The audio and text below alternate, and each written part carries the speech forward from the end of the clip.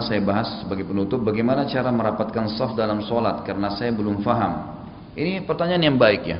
Karena saya lihat mungkin di shaf awal banyak teman-teman yang sudah paham, tapi pada saat saya telat sholat kayak tadi di belakang saya temukan banyak yang shafnya keluar. Jadi shaf itu Bapak Ibu sekalian yang diperhatikan adalah tumit sama tumit, itu tolak ukur. Jadi telapak kaki kita biasanya ada yang lebih panjang dari yang lain, itu wajar. Banyak kita ngatur shaf yang dilihat adalah ujung jari-jari kaki, sehingga ini yang sejajar. Yang di belakang maju mundur seperti ini nanti. Orang kalau yang rapi safnya adalah orang yang tumitnya rapi. Makanya dimasukkan dalam kotak saf adalah tumit. Tumit, kalau tumit sejajar, coba lihat saf dari belakang, pasti rapi safnya. Gitu ya. Tapi kalau jari-jari kaki yang dilihat, maka dari belakang kita akan lihat saf itu berantakan. Kalau saya jadi imam, biasanya saya ingatkan, jemaah sekalian, tumitnya yang diperhatikan, tumitnya yang dirapatkan. Kalau tumitnya sejajar, rapat, safnya akan sejajar. Merapikan dan merapikan saf bagian daripada kesempurnaan sholat. Diingatkan. Tapi subhanallah masih banyak orang yang kadang-kadang lalai ya. Dan merapatkan saf ini dikatakan dalam sebuah hadis sahih, para sahabat berkata kalau diiqamahkan sholat di zaman Nabi SAW, maka kami mempertemukan antara tumit kami dengan tumit teman kami. Jadi tumit kita sisi kanan dan kiri dipertemukan dengan tumit teman di sebelah, sehingga membuat betis kami bertemu dan pundak kami bertemu, sehingga saf rapat.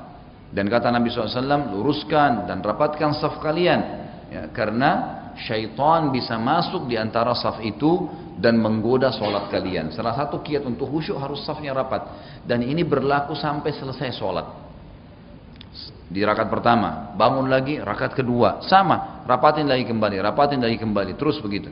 Dan ini tidak boleh dianggap remeh, karena ini memang hadis juga yang berbunyi, rapatkan, luruskan saf dan jangan berselisih, maka Allah akan membuat perselisihan di dalam hati kalian. Jadi banyak umat Islam kadang-kadang tidak tahu, dari masalah saf saja mereka sudah bisa berselisih. Mestinya mereka menyatukan kaki mereka di situ. Allahu a'lam. Saya sarankan teman-teman panitia masjid di sini, mungkin dengan teman-teman juga kalau ada panitia masjid di tempat lain, usahakan pada saat akan iqamah, pas akan iqamah, sebelum iqamah, muadzinnya ingatkan, jemaah tolong berdiri masuk saf. Sebelum iqamah. Jadi biarin dulu mereka berdiri. Perhatikan safnya masing-masing, tolong temannya di sebelah lihat, tumitnya masuk ke kotak. Jadi muadzin yang ingatkan. Ya, harusnya begini, begitu diingatkan. Sudah rapi semuanya, saling melihat, saling mengingatkan, tumitnya ketemu dengan tumit, masuk di kotak, baru. Lebih bagus lagi kalau memang ada panitia yang mengatur itu.